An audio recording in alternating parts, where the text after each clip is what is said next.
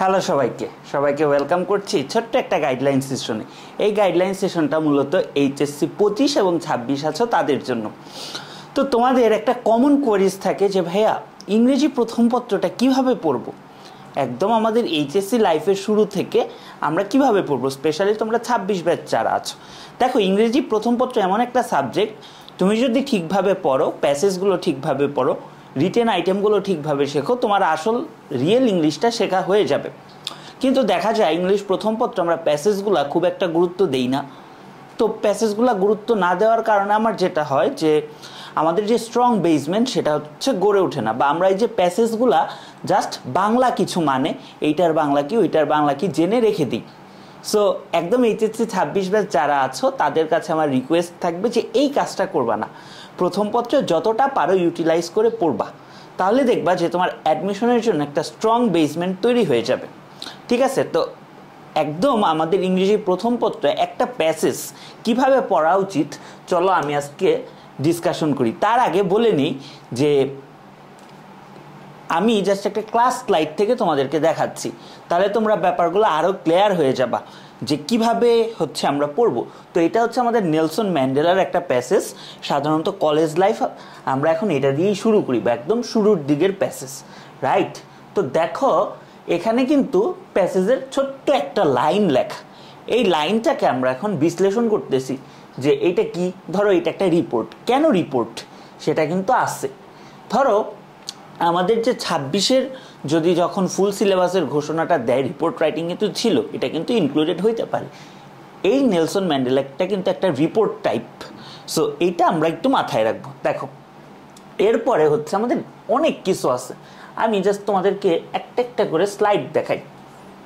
ধরো এখানেই আমাদের দেখতেছো শব্দার্থগুলা, শব্দার্থ প্লাস হচ্ছে সিনোনিম, শব্দার্থ প্লাস সিনোনিম। এখন আমাদের একটা কমন প্রবলেম থাকে, সেটা এইচএসসির জন্য বলো অ্যাডমিশনের জন্য বলো, যে ভাইয়া সিনোনিম অ্যান্টোনিম পারি না বা কোথা থেকে আসে বুঝি না। সো আমাদের টেক্সট বুকটা কিন্তু আমি সব সময় পড়তে বলি, কারণ টেক্সট বুকের ভিতর এত শব্দার্থ আছে, এত কিছু আছে যে এইটা পড়লে আসলেও এক্সট্রা করে অন্য প্রিপারেশন একটু কম নিলেও চলে।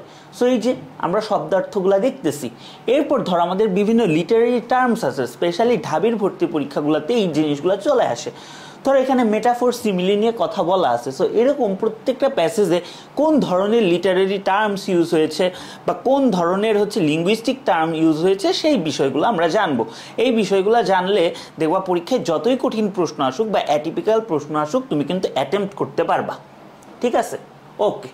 তারপর ধরো এই যে এই জায়গায় আমাদের এক্সাম্পল, বিভিন্ন এক্সাম্পল দেওয়া আছে অলরেডি, যে কোনটা মেটাফোর কোনটা সিমিলি, এগুলা নিয়ে কিন্তু বলা আছে। দেন ধরো আমাদের যেটা একটা কমন মানে সমস্যা থাকে, এই যে এই প্রশ্নটা, এটা কিন্তু আমার একদম প্রথম দিকের মানে স্লাইড। তো মেডিকেল 24 পরীক্ষায় একটা প্রশ্ন আসছে, অ্যাবস্ট্রাক্ট নাউন রিলেটেড। এখন অনেকে বলতে পারো ভাইয়া প্রথম পত্রতে আপনি গ্রামার নিয়ে কেন কথা বলতেছেন? তো তোমাদেরকে আমি সবসময় একটা গ্রামার আইটেম টেক্সট বুকের সাথে পড়তে বলি, সেটা হচ্ছে টেক্সচুয়াল ইন্টিগ্রেটেড গ্রামার। অর্থাৎ টেক্সট বুকে যে গ্রামারগুলো আছে, টেক্সট বুকের মধ্যে ইম্পর্টেন্ট গ্রামারের পোর্শনগুলো আছে সেগুলো শিখে নিতে। এবং এইটা কিন্তু আমি একাডেমিকে পড়াই অ্যাবস্ট্রাক্ট নাউন। তো অ্যাবস্ট্রাক্ট নাউন থেকে মেডিকেলে 24 সালে একটা কোয়েশ্চেন চলে আসছে। তার মানে বুঝতেছো টেক্সচুয়াল ইন্টিগ্রেটেড গ্রামারের যে কতটা গুরুত্ব আছে। সেখানে কিন্তু খুব সুন্দরভাবে লেখা বা স্লাইডেই আছে যে অ্যাবস্ট্রাক্ট নাউন কি, তুমি কিভাবে অ্যাবস্ট্রাক্ট নাউন চিনবা। তো তোমার যদি এরকম কোনো প্রশ্ন আসে তুমি কিন্তু পারবা। দেখো 24-এর আগে আমার ইউটিউবে একটা ক্লাস আপলোড করা আছে নেলসন ম্যান্ডেলার ওপরে, সেখানে আমি এই জিনিসটা পড়াইছিলাম।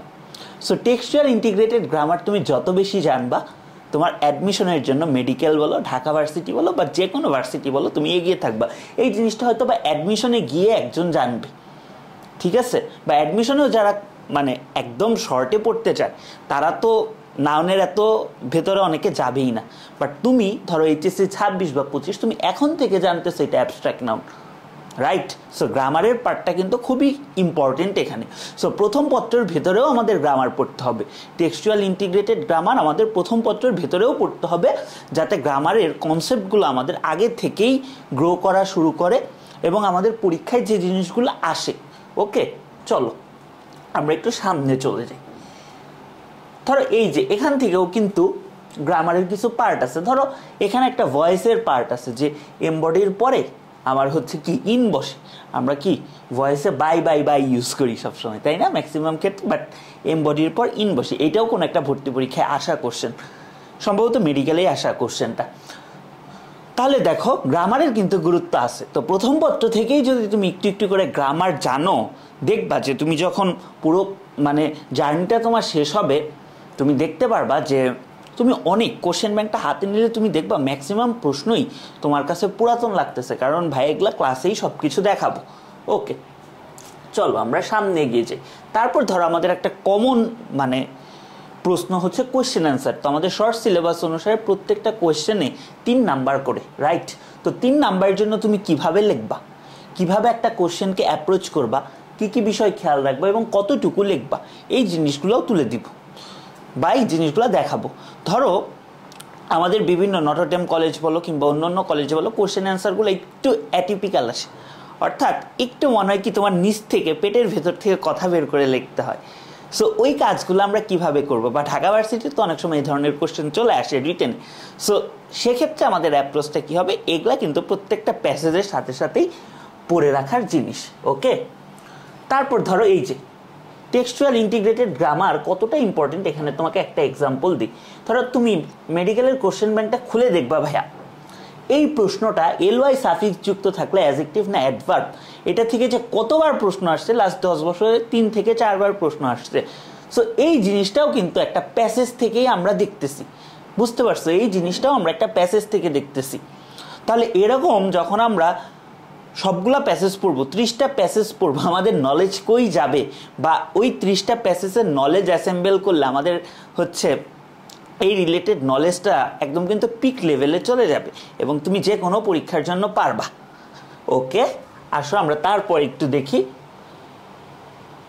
এগুলা আছে। তারপরে আমাদের একটা কমন, আমি অনেক স্লাইড তো আমি জাস্ট তোমাকে নর্মাল কিছু জিনিস দেখাচ্ছি যেগুলা তোমার যেভাবে পড়া উচিত।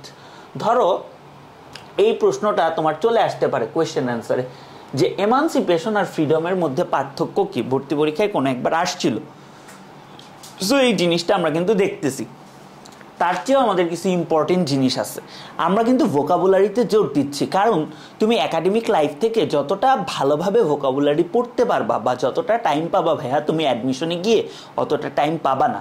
তো তোমার অ্যাডমিশনের জন্য গ্রুপ ভার্ব হিসেবে ব্রিংটা পড়তেই হবে, ব্রিংটা পড়তেই হবে, না পড়ে তুমি পরীক্ষার হলে যেতে পারবা না।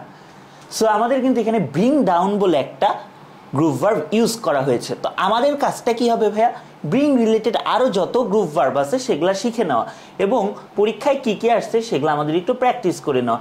সো আমাদের কিন্তু গ্রুপ ভার্ব যেটা সেটাও কিন্তু কাভার হয়ে যাচ্ছে। দেখছো এখানে সুন্দরভাবে লেখা আছে সব কিছু, এগুলো ক্লাসে দেখাবো।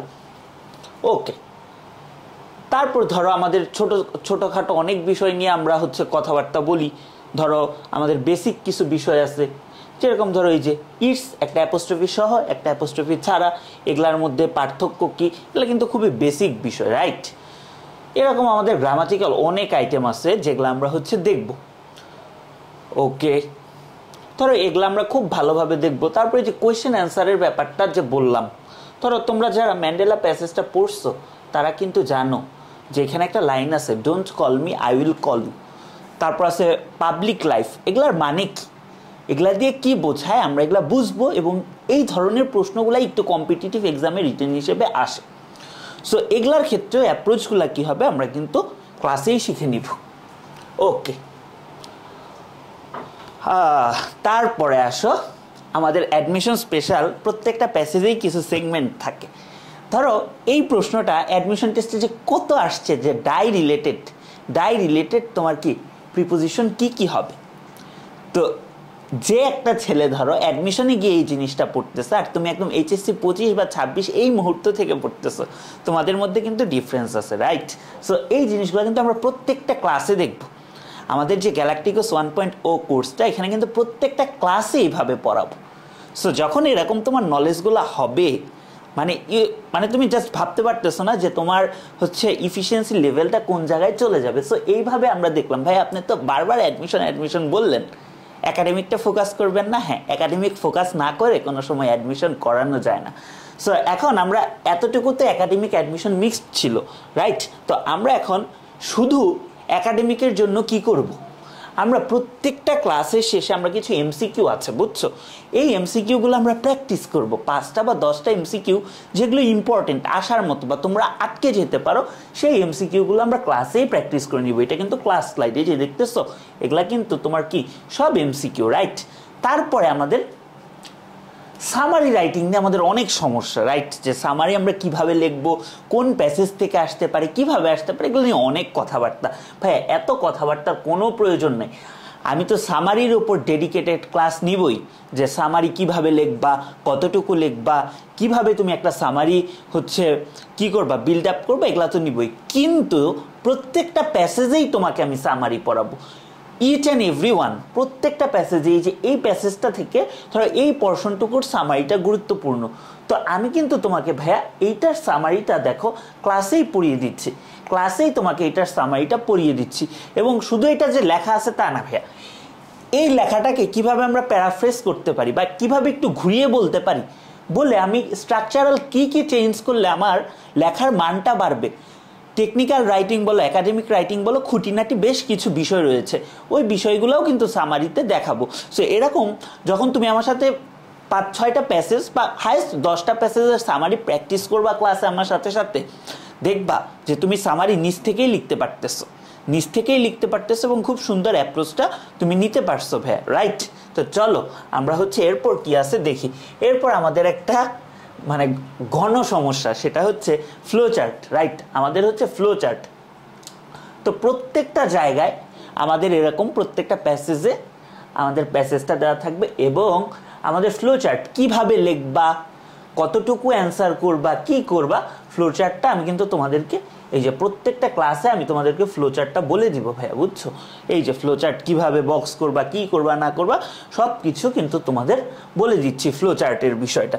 তাহলে কিন্তু আমাদের একাডেমিকের এমসিকিউ বলো, ফ্লো চার্ট বলো, তারপর সামারি বলো, এগুলো কিন্তু কাভার হয়েই যাচ্ছে। এরপরে last but not the least, এখন তো আমরা সব করলাম, বাট ভাই এক্সট্রা আমরা কি করব যেটার কারণে আমরা অন্য 100 জনের চেয়ে এগিয়ে থাকতে পারবো? এটা একটা প্রশ্ন আসে না? হ্যাঁ, এরপর আমরা যেটা করব, আমাদের সব অধ্যায়ের কিন্তু অ্যাডমিশন রিলেটেড প্রশ্ন হয় না, যে যে অধ্যায়ের অ্যাডমিশন রিলেটেড প্রশ্নগুলো আছে বিগত সালের, আমি এগুলা তোমাদেরকে একদম রেফারেন্স সহ দিয়ে দিছি, বুঝছো? তো এই প্রশ্নগুলো আমি হচ্ছে তোমাদেরকে ক্লাসে করাবো, প্লাস স্লাইডটা তো দিয়েই দিব। সো এইভাবে তোমরা হচ্ছে পড়বা। দেখো এখানে অ্যাডমিশনের প্রচুর কোশ্চেন আছে, এখানে কয়টা কোশ্চেন আছে, বেশ অনেকগুলা প্রশ্নই আছে, বুঝছো? এখানে প্রায় 8-10টা প্রশ্ন আসে। সো যখন এই 8-10টা প্রশ্ন আমরা ব্যাখ্যা সহকারে পড়বো এবং আমরা ব্যাখ্যাগুলো জানবো, দেখবা আমাদের নলেজটা পুরো নেক্সট লেভেলে চলে গেছে। এই যে তোমাদের ওয়েটা দেখালাম না, এইটা হচ্ছে যে কোনো প্যাসেজ পড়ার আমার মতে অ্যাপ্রোপ্রিয়েট ওয়ে। তো আমরা গ্যালাকটিকোস 1.0 এএসডি সব থেকে যেটা লঞ্চ হচ্ছে, সেটাতে আমরা এভাবেই পড়াবো, আমি প্রত্যেকটা প্যাসেজ ধরে ধরে এভাবেই পড়াবো, যাতে তোমার বেসিক থেকে অ্যাডমিশন, এইচএসসি থেকে অ্যাডমিশন সব কাভার হয়ে যায়। দেখো প্যাসেজ আমি এসে শুধু বাংলা বলে গেলাম, ওইটা আসলেও পড়া না, বুঝতে পারছো? কারণ তোমার খুঁটিনাটি টেকনিক্যাল অনেক বিষয় আছে যেগুলা এখন তুমি এগুলার প্রয়োজনীয়তা এখন ফিল না করতে পারলেও তুমি হচ্ছে অ্যাডমিশনে গিয়ে ফিল করতে পারবা। এবং তুমি যদি এভাবে একদম প্রথম থেকে পড়ো, তাহলে তুমি দেখবা যে তুমি যে প্রথম থেকে পড়তেছো আর তোমার যে ফ্রেন্ডটা এটা পড়ে নাই এভাবে, তার মধ্যে একটা ডিফারেন্স ক্রিয়েট হচ্ছে। এই ছোট ছোট বিষয়গুলোই কিন্তু ডিফারেন্স ক্রিয়েট হয়ে যায়। এইটা ছিল আমাদের হচ্ছে এটা জাস্ট কি বলবো, প্যাসেজগুলা কিভাবে পড়বো সেটা নিয়ে। রিটেন কিভাবে পড়বো এটা নিয়ে তো তোমাদের যারা আমাকে চেনো আইডিয়া তো আছেই, যে রিটেন প্রত্যেকটা জিনিস আমি কিভাবে ধরে ধরে বানিয়ে লিখতে হয়, একাডেমিক রাইটিংটা কি, টেকনিক্যালি আমরা কিভাবে অ্যাপ্রোচ করব, ফর্মালি কিভাবে অ্যাপ্রোচ করব, ইনফর্মাল রাইটিংয়ের ক্ষেত্রে কী করব, প্রত্যেকটা খুঁটিনাটি বিষয় আমি হচ্ছে তোমাদেরকে শেখাবো। কারণ প্রথম পত্রে কিন্তু রিটেন পার্টটাই বেশি। সো রিটেন পার্টটা যেহেতু বেশি, ওইখানে গুরুত্বটাও বেশি থাকবে। কারণ তোমার যদি প্রশ্ন কমন না পড়ে, সেক্ষেত্রে কি করবা, তোমার কিন্তু নলেজ ইউজ করতে হবে, তোমার নলেজ ইউজ করে বানিয়ে লিখতে হবে। সো তোমাকে কি কমপ্লিমেন্ট করবে, এই যে তুমি এখানে গ্রামাটিক্যাল আইটেমগুলো শিখছো, শব্দার্থগুলো শিখছো, গ্রুপ ভার্বগুলো শিখছো, এগুলা কমপ্লিমেন্ট করবে তোমাকে। পাশাপাশি আরও তোমাকে কমপ্লিমেন্ট করবে ওই যে তোমার রাইটিং রিলেটেড স্কিলসগুলা, বা নলেজগুলো সেগুলা করবে। সো তোমাদের যাদের ইংরেজি প্রথম পত্র এভাবে একদম ডাইভার্সিফাইড ওয়েতে খুব সুন্দরভাবে এইচএসসি থেকে অ্যাডমিশন পড়ার ইচ্ছা আছে, তারা হচ্ছে আমাদের সাথে যুক্ত হয়ে যেতে পারো। আমি হচ্ছে কমেন্ট বক্সে তোমাদেরকে লিঙ্কটা দিয়ে দিব প্রি বুকিংয়ের, এবং পরবর্তীতে যখন ওয়েবসাইটে কোর্সটা চলে আসবে তোমরা সেখান থেকে এনরোল করে নিতে পারো। সো আশা করি তোমাদেরকে একটা কমপ্লিট ক্লিয়ার একটা আইডিয়া দিতে পারছি যে কিভাবে আমরা প্রথম পত্রটা পড়ব, বা আমি তোমাদেরকে কোর্সে কিভাবে পড়াবো। এখন বলতে পারো ভাইয়া কোর্সে যেভাবে পড়াবেন সেটা তো বলবেন, তাহলে এই ভিডিও করে লাভ কি, তাই না? তোমাদের মনে প্রশ্ন। তো অনেকে আসো যারা কোর্স করতে পারবা না বা কোর্স করবা না, তারা জাস্ট তোমাদের একটা গাইডলাইন হিসেবে ভিডিওটা নাও যে আচ্ছা ভাইয়া এভাবে এভাবে পড়তে বলছে, তো আমি একটু এভাবে এভাবে পড়ার চেষ্টা করি, বা আমার ইউটিউবে ফ্রি প্লে লিস্ট আছে সেখান থেকে পড়ে নিবা। ঠিক আছে, তাহলে ভালো থাকো সবাই, সবার সাথে দেখা হবে ক্লাসে।